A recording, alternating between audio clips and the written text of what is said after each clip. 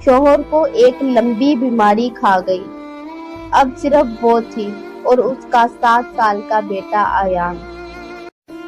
पुराने शहर के एक कोने में एक छोटी सी झोंपड़ी थी।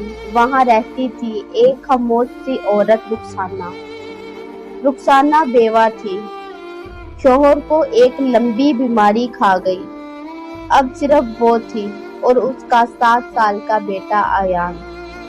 हर दिन एक नई जंग होती। कभी चूल्हा नहीं जलता था, कभी दवाई की फिक्र, लेकिन रुखसाना हार मानने वालों में से नहीं थी। वो सुबह सवेरे उठती, पाँव में टूटी चप्पल, हाथ में पुराना झाड़ू और दिल में एक ही दुआ, या रब मेरे बेटे को कभी भूखा ना सोना पड़े। रुखसाना रोज मोहल्ले के घरों में सफाई करती, कभी 5 रुपए, कभी 10, कभी तो पूरा दिन काम करने के बाद भी हाथ खाली होते। लेकिन रुखसाना कभी शिकायत नहीं की, ना किस्मत से ना खुदा से। एक दिन सर्दी बहुत ज्यादा थी, अयान को जुकाम हो गया। रुखसाना के पास दवाई के पैसे नहीं थे। उसने चुपचाप अपनी शादी के चांदी वाले झुमके निकाले और करीबी दुकानदार के पास जाकर बोली, भाई दवाई दे दो, ये रख लो। शाम को मोहल्ले की एक बीबी ने बचा हुआ खाना दिया। रुखसाना ने वो खाना गरम किया और अयान के सामने रख दिया।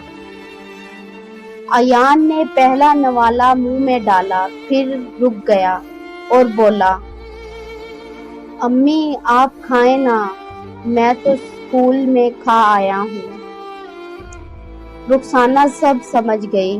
वो जानती थी कि बच्चा झूठ बोल रहा है, कि वो सारा दिन भूखा रहा, लेकिन वो मुस्कुरा दी। आंखों में नमी लिए नरमी से बोली, बेटा माँ का पेट तो अपने बच्चे का चेहरा देखकर भर जाता है, तू खा ले, मुझे सुकून मिल जाएगा।